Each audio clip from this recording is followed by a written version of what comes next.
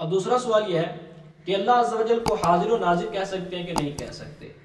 تو یاد رکھیں کہ حاضر کا لغوی معنی ہوتا ہے جسم کے ساتھ موجود ہونا، اور ناظر کا لغوی معنی ہے آنکھ سے دیکھنا۔ حاضر کا معنی ہے جسم کے ساتھ موجود ہونا اور ناظر کا معنی ہے آنکھ سے دیکھنا۔ تو علامہ سعید احمد کاظمی رحمۃ اللہ تعالی نے اپنی کتاب کے اندر لکھا ہے کہ اس طرح کے معنی اللہ تبارک و تعالیٰ کے لیے نہیں بولنے چاہیے، اور بعض علماء کرام نے اس کو کفر بھی لکھا، بلکہ اکثر نے لکھا، لیکن بعض نے اس کو کفر نہیں لکھا بلکہ اس سے صرف منع فرمایا، اور یہ فرمایا کہ یہ جملہ بہت سخت ہے، اللہ عز و جل کے لیے نہیں بولنا چاہیے، کیونکہ اللہ عز و جل ہر جگہ حاضر و ناظر نہیں ہے۔ اللہ عز و جل کسی چیز،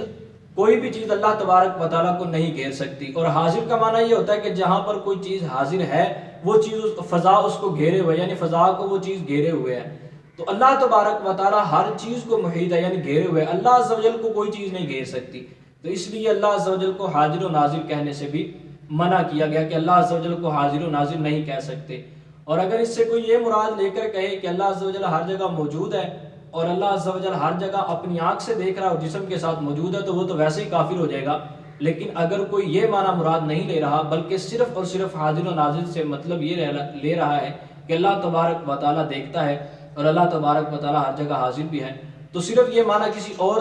اس کی بلندی اور مرتبہ کے لیے جو ہے وہ لے رہا ہے، تو پھر تو صرف اس سے منع کیا جائے گا اور وہ گناہ گار بھی ہوگا۔ لیکن اگر کوئی معنی حاضر و ناظر سے یہ معنی مراد لیتا ہے کہ اللہ عز و جل جسم سے حاضر ہے اور آنکھوں سے دیکھ رہا ہے، تو یہ کفر ہے، کیونکہ اللہ عز و جل جسم سے پاک ہے اور آنکھوں سے بھی پاک ہے، تو اس طرح کے لفظ اللہ تبارک و تعالیٰ کے لیے نہیں بول سکتے۔ اب تیسری بات کہ اللہ عز و جل کو کچھ لوگ آپ کہتے ہیں اور کہتے ہیں کہ اللہ عز و جل فرماتے ہیں، اس طرح کے لفظ بولتے ہیں، اللہ کے لیے جمع کا لفظ استعمال کرتے ہیں۔ تو کیا آیا کہ یہ لفظ استعمال کرنا، آپ کا لفظ استعمال کرنا، یا اللہ عز و جل فرماتے ہیں یا اللہ عز و جل کرتے ہیں، اس طرح کے جمع کے الفاظ جو ہے وہ اللہ عز و جل کے لیے بولنا، کیا یہ آیا کہ یہ درست ہے؟ تو اس بارے میں علماء کرام کا یہی قول ہے کہ اگر اللہ عز و جل کو آپ کوئی کہتا ہے یا اللہ عز و جل کے لیے جمع کا لفظ استعمال کرتا ہے، یعنی اللہ عز و جل فرماتے ہیں یا اللہ عز و جل کرتے ہیں، تو اس طرح کے اگر کوئی لفظ استعمال کرتا ہے تو اگر تو وہ تعظیم کی نیت سے کرتا ہے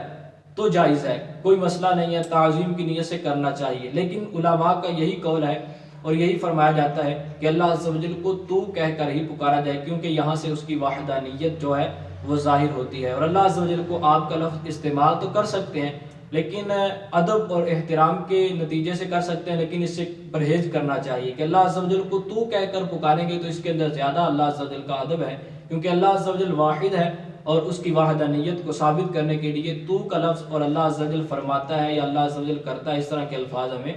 بولنے چاہیے۔ اور اگر کوئی آپ کا لفظ استعمال کرتا ہے تو گناہ گار نہیں ہوگا، تعظیم کی نیت سے اگر کرتا ہے تو جائز ہے۔ لیکن اگر وہ اللہ عز و جل کے لیے آپ کا لفظ استعمال کرتا ہے کہ اللہ عز و جل زیادہ ہے، معاذ اللہ، تو یا خدا زیادہ ہے، اس لحاظ سے جو ہے وہ لفظ استعمال کرتا ہے تو وہ تو کافر ہو جائے گا، اور یقیناً کوئی مسلمان اللہ عز و جل کے لیے اس نیت سے آپ کا لفظ اور فرماتا ہے یا کرتے ہیں کہ یہ لفظ جو ہے وہ استعمال نہیں کرتا۔ اگر کوئی مسلمان اس طرح کا لفظ بولتا ہے تو وہ صرف اور صرف تعظیم کی نیت سے ہی بولتا ہے، تو تعظیم کی نیت سے بولنے میں کوئی حرج نہیں ہے، لیکن پھر بھی علماء کرام نے یہی فرمایا کہ تو کا لفظ استعمال کرنا چاہیے، کیونکہ اس سے اللہ عز و جل کی وحدانیت